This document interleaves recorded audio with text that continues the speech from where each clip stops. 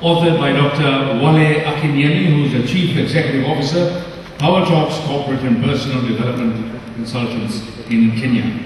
And of course, he's a great deal of experience in the realm, a very provocative and persuasive speaker he is. Sits also on the board of several companies and organizations, and we are delighted to invite Dr. Wale Akinyemi.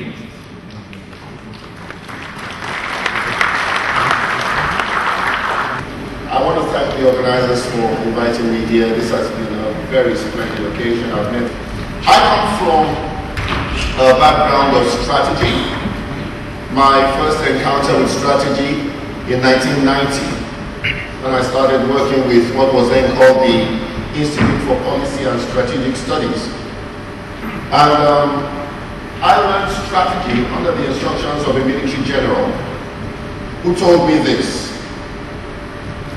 Because he knew I was going into the corporate, my whole emphasis was for corporate strategy. He said, Wale, in the military, or say in the corporate world, when your strategy doesn't work, you go back to the drawing board. He said, but in the military, when your strategy doesn't work, you're dead.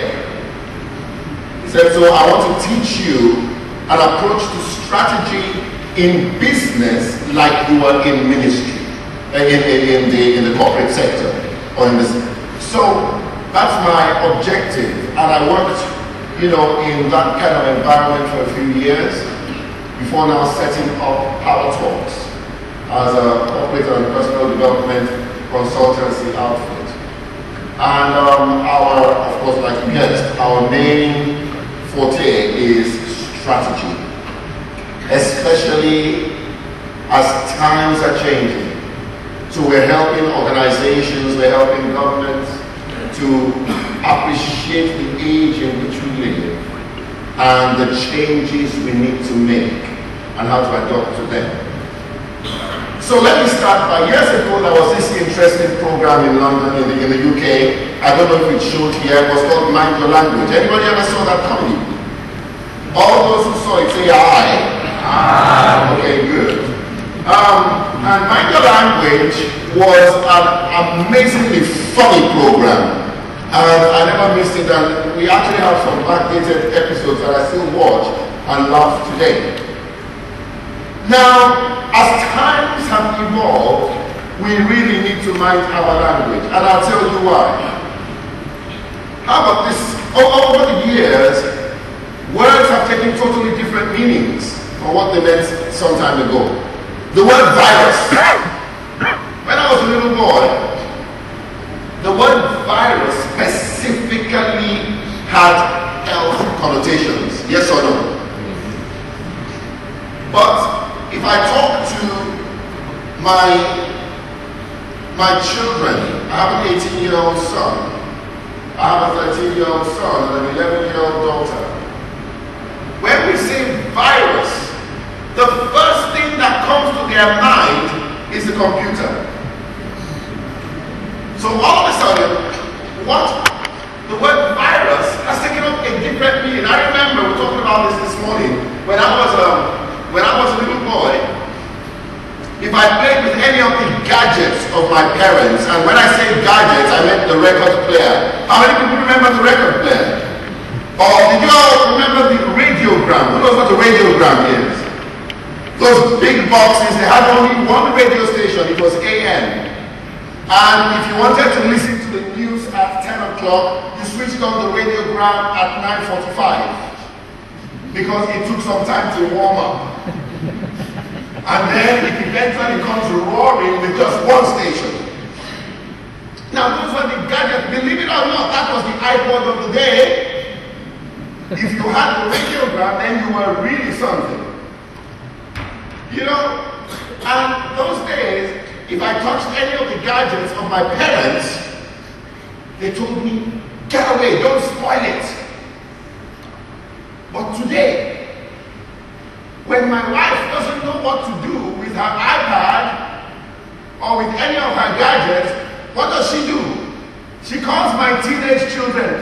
come help me fix it. Isn't it? Because the world has changed. Now, another interesting word is mail. Once upon a time, if you heard the word mail, it specifically applied to a letter, put in an envelope, you seal it, you put a stamp on it, and you post it. But when we talk to the generation today, when they hear the word mail, the first thing that comes to their mind is what? Email. Now, when you hear the word burn, once upon a time, it specifically applied to heat on the body, fire, the sun, or whatever. But when I talk to these young people today, the generation of my children, when they hear the word burn, they say, oh, Daddy, we're going to burn a CD. And then the web. Years ago, when you hear a web, you think of a spider. Spider web. How many people know what I'm talking about? Spider web.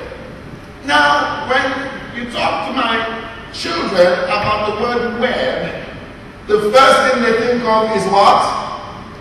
Internet. So it's a different world. Now, I'd like us to talk together, so you're going to do something for me. Please tell the person sitting next to you, he's talking about you, you need to change. Can you tell the person sitting next to you, he is talking about you? You need to change. Thank you very much. Now, years ago, the word gay meant you're very happy. That's what the word meant many years ago. But today, it means something totally different. Now, so that's what we call, or what I have called, the clash of the ages. Now follow me carefully as we go through the clash of the ages. There's this person I call new school, and you see the hair. And there's a person I call old school, and you see the hair. And I can guarantee you by the time we're done today, you will know where you belong. Whether old school or new school. Now new school says, I want to burn some stuff. I need a PC. What does he mean? He means I want to put some things on a CD, a compact disc, and so he needs a PC, a personal computer. But what is the interpretation of old school to that sentence? I want to burn some stuff, so I need a PC. What is the interpretation of old school? He's about to set some things on fire. The plan may go out of hand, so he needs a police constable. Now we're getting it. Let's look at another sentence. I need to send some mails and then chat with a friend of mine. What does he mean? New school wants to send some emails and then have an online chat. And that's the default position. You know, when new school talks to his contemporaries.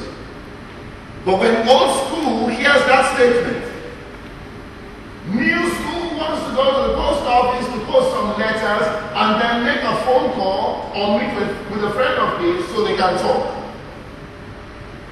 Then it goes on. Old school says, oh, what a lovely day, I feel so gay. Now, what is the meaning? It's a lovely day and I feel so happy. What is the interpretation that new school has? It's a lovely day, but I never knew old school was homosexual. So, it's a new day. Can you say that after me? It's a new day. Come on, let's say it like we had breakfast. It's a new day. Thank you very much. Now, new school says, I'm a web addict. Meaning, I'm addicted to the internet. Old school, new school is addicted to spider webs. Big problem there. So how do we HR. Traditionally, what has HR been about? Recruitment, training, payroll, discipline, welfare, and so on and so forth. And that's brilliant. That's brilliant. But it's a new day. And so guess what?